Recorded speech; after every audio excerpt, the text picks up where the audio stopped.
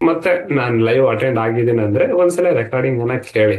ನಿಮ್ಗೆ ಏನ್ ಅನ್ಸುತ್ತೆ, ನೀವು ಆಲ್ರೆಡಿ ಕಲ್ತಿದ್ರಿ ಅಥವಾ ಇವಾಗ ಕಲಿತಾ ಇದ್ರಿ. ಇನ್ನು ಕೆಲವೊಬ್ರು ಸರ್ ಬೇಸಿಕ್ ಇದೆ ಸರ್, ನಾನು ಯಾವುದು 11:30 7:30 ಕೆಲವೊಂದ್ಸಲ ಫ್ರೀ ಕ್ಲಾಸ್ ಮಾಡಿದಾಗ ಅಡ್ವಾನ್ಸ್ ಲೆವೆಲ್ ಅಲ್ಲಿ ಹೇಳ್ತೀನಲ್ವಾ, ಅವ್ರು ಕೇಳ್ತಾ ಇದ್ರು ಇಲ್ಲ ಸರ್ ಬೇಸಿಕ್ ಏನೂ ಗೊತ್ತಿಲ್ಲ, ಬಂದ್ರೆ ಕಲಿಬಹುದಾ. ಇದು ಪೇಡ್ ಕ್ಲಾಸ್ ಆಗಿರೋ ಕಾರಣಕ್ಕೆ ನಿಮ್ಗೆ ಬೇಸಿಕ್ ಇಂದ ಹೇಳ್ಕೊಡ್ತೀನಿ, ಬೇಸಿಕ್ ಇಂದ ಹೇಳ್ಕೊಡ್ತೀನಿ. ಹಾಗಾಗಿ ಯಾರಾದ್ರೂ ಇದ್ರ ಬಗ್ಗೆ ತಳನೂ ಗೊತ್ತಿಲ್ಲ ಬುಡನೂ ಗೊತ್ತಿಲ್ಲ ಅಂದ್ರೂ ಕೂಡ ಕಲಿಬಹುದು, ಏನು ತೊಂದರೆ ಆಗಲ್ಲ, ಆರಾಮಾಗಿ ಕಲೀರಿ. ಸರಿನಾ.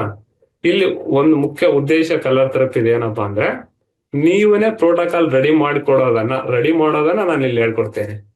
ಫಿಕ್ಸ್ಡ್ ಪ್ರೋಟೋಕಾಲ್ಗಳನ್ನ ಕೊಡಲ್ಲ.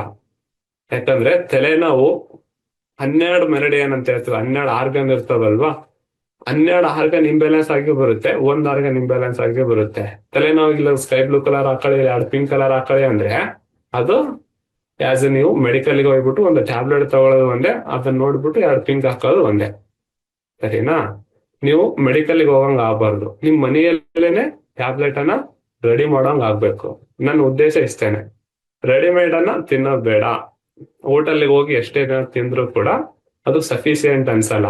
ನೀವೇ ಫುಡ್ ಅನ್ನ ರೆಡಿ ಮಾಡೋದನ್ನ ಕಲಿಬೇಕು, ಅದನ್ನ ನಾ ಕಲಿಸ್ಕೊಡ್ತೀನಿ. ಸರಿನಾ.